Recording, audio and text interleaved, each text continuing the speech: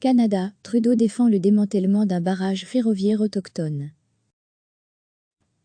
Justin Trudeau a défendu lundi le démantèlement par la police canadienne d'un barrage autochtone, qui paralysait depuis des semaines un axe ferroviaire crucial, avec l'espoir de mettre fin rapidement à une crise provoquée par la protestation contre un projet de gazoduc.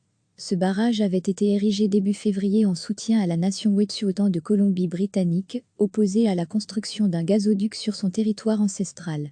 Il est important de continuer à travailler sur la réconciliation, même dans les situations difficiles, et c'est ce que nous avons fait jusqu'à ce que nous disions trop c'est trop, les barrages doivent être levés, a déclaré le Premier ministre canadien lors de la séance des questions au Parlement. Il a rappelé que son gouvernement avait cherché, pendant 10 jours, le dialogue avec les Autochtones. Mais lorsqu'il est devenu clair que les communautés autochtones n'étaient pas prêtes à négocier de bonne foi avec nous, nous avons changé notre position, a-t-il dit. Plusieurs dizaines de policiers sont intervenus lundi matin, sans violence sur l'un des principaux barrages du pays, celui situé sur la réserve Mohawk de Tyendinaga, près de Belleville, Ontario, à environ 200 km au nord-est de la métropole Toronto. Le barrage de Tyendinaga est situé sur un axe stratégique pour le trafic ferroviaire entre l'Est et l'Ouest du Canada, ainsi qu'avec le nord des États-Unis. Après une brève échauffourée avec quelques manifestants, filmée par l'un d'eux et diffusée sur les réseaux sociaux, la police a interpellé plusieurs personnes. La police de l'Ontario a la responsabilité légale de faire respecter l'injonction, et nous avons commencé à le faire ce matin, a-t-elle indiqué dans un communiqué, alors qu'un ultimatum aux manifestants avait expiré dimanche à minuit. Les chefs héréditaires de la nation Wet'suwet'en à l'origine du mouvement devaient se réunir dans la journée en Colombie-Britannique pour décider de la suite à lui donner.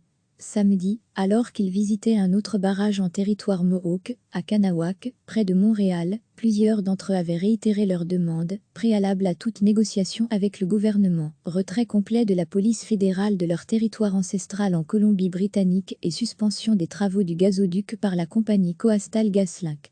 Une mise en garde de Justin Trudeau n'a pas semblé dissuader les manifestants. Si un barrage au sud de Montréal a été levé par la police vendredi soir, d'autres ont fleuri pendant le week-end dans Saskatchewan ou à Vancouver, dans l'ouest du pays. Lundi matin, quelques heures après l'intervention policière à Tyendinaga, des membres de la communauté Mohawk de Kanawak, qui bloquent également des voies sur leur territoire depuis plusieurs semaines, ont brièvement perturbé la circulation sur un pont menant à Montréal. Dans la capitale Ottawa, plusieurs centaines de personnes ont défilé et dansé dans les rues lors d'une manifestation spontanée, a constaté l'AF. Il est absolument essentiel que ces barricades soient levées, a réaffirmé lundi le ministre de la Sécurité publique Bill Blair, en marge d'une réunion d'urgence convoquée par Justin Trudeau à Ottawa. Pour autant, nous restons engagés à mettre en œuvre le processus de réconciliation, mais ce sont deux questions distinctes, a-t-il ajouté. Un Justin Trudeau à bout de patience avait durci le ton vendredi face aux manifestants. Il avait exigé la levée immédiate de tous ces barrages qui affectent l'économie canadienne, tout en appelant à une reprise du dialogue et à une issue pacifique à cette crise.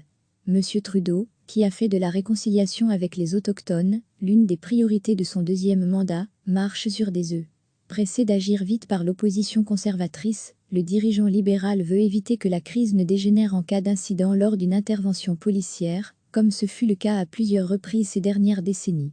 Il y a 30 ans, la crise d'Oka au Québec, qui avait mobilisé les Mohawks en raison de l'agrandissement controversé d'un terrain de golf, avait fait un mort du côté des forces de l'ordre. Lundi, des Mohawks ont dressé un nouveau barrage routier à Oka en solidarité avec la nation Wet'suwet'en. 5 ans plus tard, c'est un militant autochtone qui avait été tué par balle par la police lors d'une intervention dans le parc provincial d'Ipperwash en Ontario. Recevez chaque matin l'essentiel de l'actualité. Cliquez sur s'abonner pour recevoir les dernières nouvelles.